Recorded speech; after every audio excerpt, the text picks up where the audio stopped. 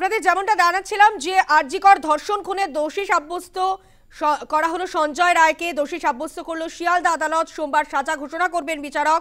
এরই মাঝে আদালতে দাঁড়িয়ে আবারও নিজেকে নির্দোষ বলে দাবি করলেন সঞ্জয় রায়।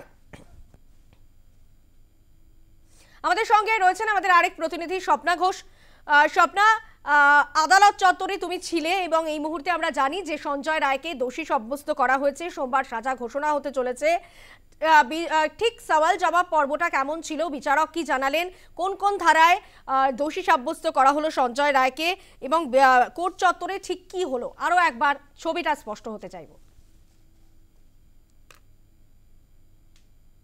যেটা জানা গিয়েছে, যেটা আজ শুনানি পর্বে যে রায়দান পর্বে যেটা উঠে এসছে সেটা তোমাকে জানিয়ে রাখি যে একেবারেই যেটা বলা হয়েছে যে সঞ্জয় রায়ের তাকেই কিন্তু দোষী সাব্যস্ত করা হয়েছে ইতিমধ্যেই, এবং যেটা বলা হয়েছে যে বিচার পর্বে তাকে কিন্তু একেবারে 64 নম্বর ধারা অর্থাৎ ন্যায় সংহিতা ধর্ষণ, 66 নম্বর ধারা 103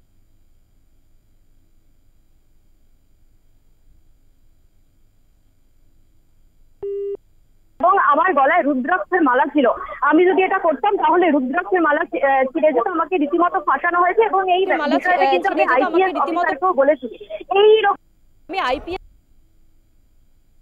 যে সোমবার আপনার সব কথা শুনবো, এটাই কিন্তু বিচারপতি জানিয়েছেন। এবং যেটা অত্যন্ত গুরুত্বপূর্ণ বিষয় যে আগামী সোমবার তার সাজা ঘোষণা হবে, এমনটাই কিন্তু কথা উঠে আসছে। এবং তার পাশাপাশি তোমাকে জানিয়ে রাখি যে একেবারে 162 দিন পরে কিন্তু এই রায়দান হলো। দীর্ঘ লড়াই, দীর্ঘ আন্দোলন, দীর্ঘ ধর্নায় বসা জুনিয়র চিকিৎসক, সিনিয়র চিকিৎসক এবং সাধারণ মানুষ কিন্তু যে আন্দোলন করেছে, এখনো কিন্তু আন্দোলন প্রোটেস্ট প্রতিবাদ চালিয়ে যাচ্ছে যে জুনিয়র চিকিৎসক এবং সাধারণ মানুষ, একাংশে নাগরিক মঞ্চ, তাদের যেটা বক্তব্য যে একমাত্র সঞ্জয় রায় কিন্তু এই ঘটনার দোষী হতে পারে না। সঞ্জয় রায় যদি দোষী হয় তাহলে অবশ্যই তাকে সাজা দিতে হবে। পাশাপাশি যারা যারা দোষী রয়েছে অর্থাৎ যারা যারা এই ঘটনায় যুক্ত তাদেরকেও কিন্তু সাজা দিতে হবে, এমনটাই এই প্রতিবাদ জুনিয়র চিকিৎসক থেকে সিনিয়র চিকিৎসক সাধারণ মানুষ করছে। এবং তাদের প্রতিবাদ এই মুহূর্তে আদালতের বাইরে কিন্তু রয়েছে। আমি এছাড়াও নির্যাতিতা অর্থাৎ আরজিকর ঘটনায় যে নির্যাতিতার মা বাবা, তারা কিন্তু এখনো আদালত চত্বরে আদালতের ভিতরে রয়েছে, এখনো আদালত চত্বরে আদালতের ভিতরে রয়েছে। এবং তোমাকে জানিয়ে রাখি যে 9 আগস্ট যেই ঘটনা, যে নারকীয় ঘটনা ঘটেছিল এবং তারপরেই কিন্তু এই 24 ঘন্টার মধ্যে কলকাতা পুলিশ এই সঞ্জয় রায়কে গ্রেপ্তার করেছিল। এবং যেটা আমরা আগেই জানি যে সিবিআই টানাপোড়েনের এই বিচার প্রক্রিয়া চলতে থাকে। 11ই নভেম্বর এই আদালতে বিচার প্রক্রিয়া প্রথম শুরু হয় এবং তারপরে গিয়ে যেটা আমরা জানি যে আগামী সোমবার যেটা আমরা জানি যে 9 জানুয়ারি রায়ের, সেক্ষেত্রে সর্বোচ্চ সাজা বা সর্বনিম্ন সাজা কি হতে চলেছে সে ব্যাপারে বিচারক কি জানালেন?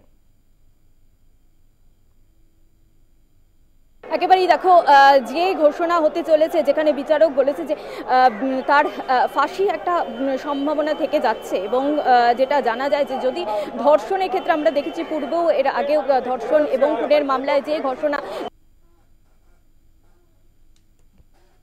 আগেও এই ধরনের ঘটনা দেখেছি, সেক্ষেত্রে দাঁড়িয়ে সর্বোচ্চ রায় যেটা সর্বোচ্চ সাজা যেটা সেটি ফাঁসির একটা ঘোষণা হওয়ার সম্ভাবনা রয়ে গিয়েছে। তবে এখন কিন্তু সেটা যথার্থ অর্থাৎ সঠিকভাবে বলা যাচ্ছে না, কারণ সোমবার বিচারপতি তিনি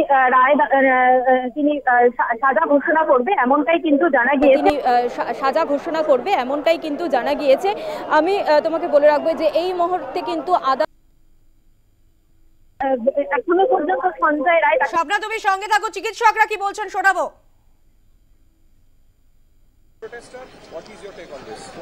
The main situation that we have observed here is that a case of this magnitude, happening of this magnitude should have been right aajke completely diye dilei parto. They should have given the verdict completely today. Moreover, one of the main accused is Sanjay Rai. What about the others? Are there any more? No, nothing of that sort is mentioned in his.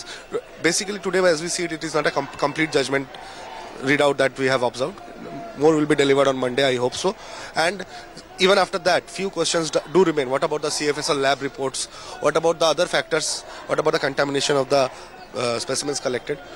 who among what was the motive of this crime? All these things are still unanswered, and those are unanswered questions. Until and unless those questions are answered, no amount of verdict can be considered final. One last and final thing is that today we have seen Sanjay Roy. He's telling to the judge that he was wearing a Rudraksh necklace and that was not broken, so he's not guilty. And he's also naming an IPS as a judge told that we'll listen to you on Monday. I would like to differ from commenting anything on what a main accused says in a court. It's not in my place or in my jurisdiction to comment on what he says in court. But then again, the judge has to decide. Thank you.